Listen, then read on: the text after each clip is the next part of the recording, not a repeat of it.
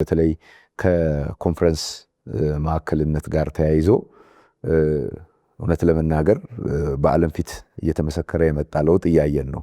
አንዳንድ ጉባኤዎች በተደረጉ በ3 በ4 ዓመታቸው እንኳን መልሰው አዲስ አበባን እየመረጡ ነውና አንዱ የቱሪዝም እይታ ማይስ ቱሪዝም ነው። ማይስ ቱሪዝም ምንድነው? እዛስ ላይ ምን እየሰራን ነው እንደ ሀገር? ማይስ ቱሪዝም ከኖርማሉ ብር አጠራቅመ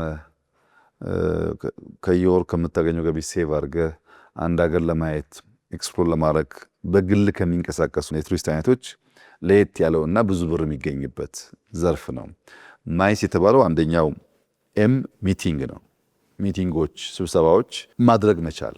ምክንያቱም ስብሰባዎች ስታደርግ ለምሳሌ የጠራኸው ሲኦዎች ከሆኑ ወይም አውሮፕላን አላቸው ወይም ፕሮቶኮል አላቸው ወይም ጥበቃ አላቸው። አንድ ሰው አይደሉም፣ ብቻቸውን አይመጡም። ሚቲንግ ብዙ ሰዎች ስለሚያሳትፍ ከመጡ በኋላም ሌላ የሚቲንግ እድል ሊፈጥሩ ይችላሉ። እንደ አንድ ጎብኚ ሳይሆኑ ከዛ ባሻገር ናቸው። ሶስተኛ ሚቲንጎች በተለያየ መንገድ ፋይናንስ ስለሚደረጉ ትንሽ ለቀቅ ያለ ገንዘብ ለመልቀቅም እድል ይሰጣል። ሆቴል እና የሚታየው ቦታ ብቻ ሳይሆን አዳራሾቹም ጥቅም ላይ ይውላሉ።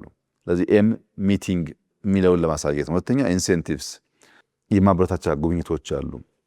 አንድ ኩባንያ ጥሩ ስራ የሰሩትን ሰዎች ሰብስቦ አንድ ሀገር እንዲሄደው እንዲያዩ ቢያደርግ፣ ተማሪዎች በግሩፕ እንዲሄዱ ቢያደርግ፣ እኔ ይሄን ያክል ትራንስፖርት ችልላችኋለሁ ቀሪ ወጪ ሸፍኑና ሂዱ የሚል የግሩፕ በኢንሴንቲቭ የሚደረጉ ጉብኝቶችም እንደዚሁ ተጨማሪ ሀብት የሚያፈስባቸው ሌላ አካል ስላለ ከኖርማሉ የቱሪዝም አይነት የተሻለ ገንዘብ ይገኝባቸዋል።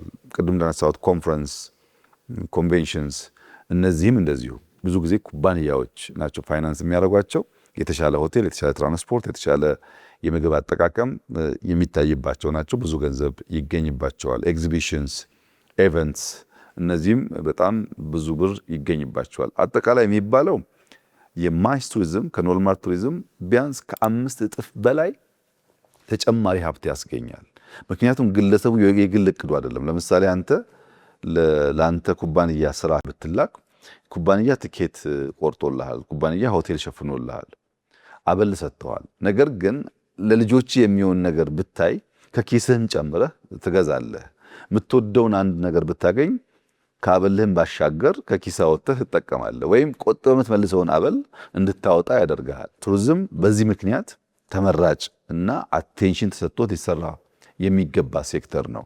ማይስ ያሉት እንግዲህ ቅድም እንዳነሳሁት ሚቲንግ፣ ኢንሴንቲቭ፣ ኮንፈረንስ እና ኤግዚቢሽን የሚለውን ለመግለጽ ነው። እነዚህ በጣም እየተለመዱ የመጡ እኛም ኢትዮጵያ ውስጥ በስፋት ለመጠቀም ሙከራ እያደረግን ነው። ሙከራ የምናደርግበት ዋናው ምክንያት አዲስ አበባ እንደሚታወቀው የዲፕሎማቲክ ከተማ ናት። የአፍሪካ የፖለቲካል ካፒታል ናት።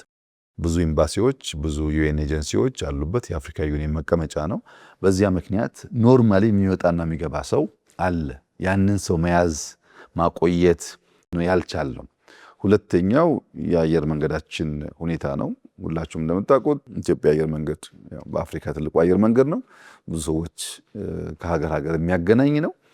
ያንም እንደ አንድ ኤንትሪ ፖይንት መጠቀም ያስችላል። ለስብሰባውም፣ ለኮንፈረንሱም፣ ለኢንሴንቲቭም አየር መንገድ ስላለ እዛ ሂዱ የሚታይ ነገር ስላለ ሊባል ስለሚችል ይሄን ደምረን በመጠቀም ከቱሪዝም መስክ የምናገኘውን ሀብት ጥቅም ማበራከት የሚያስችል ተጨማሪ ምንጭ ነው ማለት ነው።